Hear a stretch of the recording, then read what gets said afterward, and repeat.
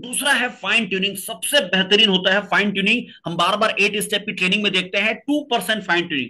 लगता है बेहद छोटा सा है, लेकिन सबसे इंपॉर्टेंट है, क्योंकि फाइन ट्यूनिंग के ही माध्यम से हम सीखते हैं, करते हैं और सिखाते हैं। क्योंकि हमारे सीनियर्स फाइन ट्यूनिंग रोज फोन के जरिए हमें सिखाते हैं कि क्या करना चाहिए, क्या नहीं करना चाहिए। रोज हमें सिखा रहे होते हैं फाइन ट्यूनिंग के जरिए। तो सीखो करो सिखाओ का कॉन्सेप्ट फाइन ट्यूनिंग से होता है। कई बार हमारे जूनियर्स को लगता है या हमें खुद लगता है कि लो ना, सीनियर का फोन आया, नहीं उठाया तो क्या हो गया।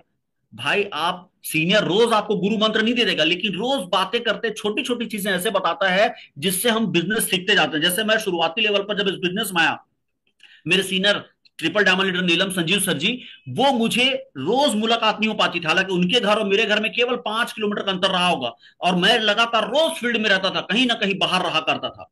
तो सर से केवल फोन के जरिए बात होती थी, फोन के जरिए बात होती थी, और फोन के जरिए रोज दिन में 2 बार 3 बार 4 बार बात करके मुझे डेली बिजनेस सिखाया करते थे। मैं बहुत सारा फॉलो फोन के जरिए सीखा हूं। सर अगर कोई सवाल ऐसा करे तो क्या करना है, लोकेश जी ऐसा ऐसा जवाब देना है। सर अगर ऐसी समस्या आ जाए क्या करना है, ऐसा ऐसा करना है। सर अप स्केल का व्यक्ति है जो बहुत पैसे वाला है, सर उसके मैं प्लान बताने जा रहा हूं, कैसे करूं। लोकेश जी ये बताओ। सर अति लो स्केल का है सर, उसके पास पैसा लेने में मुझे घबराहट हो रही है। लोकेश जी ऐसा ऐसा करना जरूरी है, लो स्केल का है, उसकी जिंदगी जो भी चीजें मैं शुरुआती लेवल पर सीखा, फोन के जरिए सीखा। हालांकि मेरे और नीलम सर जी के घर में केवल और केवल 5 किलोमीटर का अंतर है, लेकिन हमारी मुलाकात होती थी कभी 15 दिन, कभी 20 दिन, कभी 1 महीने में। तो मैंने सीखा कहां से, फाइन ट्यूनिंग से साथियों। तो सीनियर से फाइन ट्यूनिंग रखते हैं तो हमको सीखने का मौका मिलता है।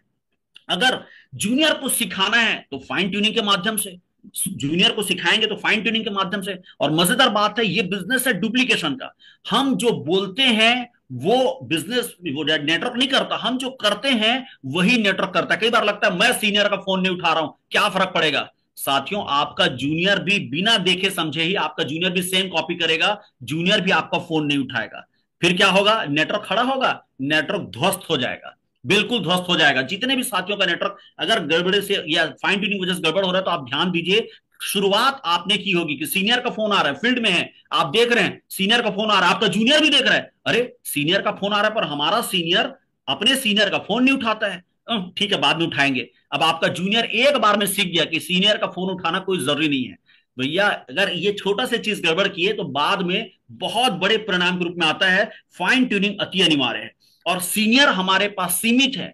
जैसे लोहा बहुत ज्यादा मात्रा में है तो लोहा सस्ता है, शायद 100-150 रुपए किलो होगा। लेकिन गोल्ड, गोल्ड बेहद कम है तो वो सबसे ज्यादा कीमती है। वो तो 70-80 हजार रुपया 10 ग्राम या 1 तोला चल रहा है। ठीक है, तो सीनियर हमारे पास सीमित है। तो फाइन ट्यूनिंग में खुद एक्सपर्ट बने और टीम को भी एक्सपर्ट बनाए साथियों।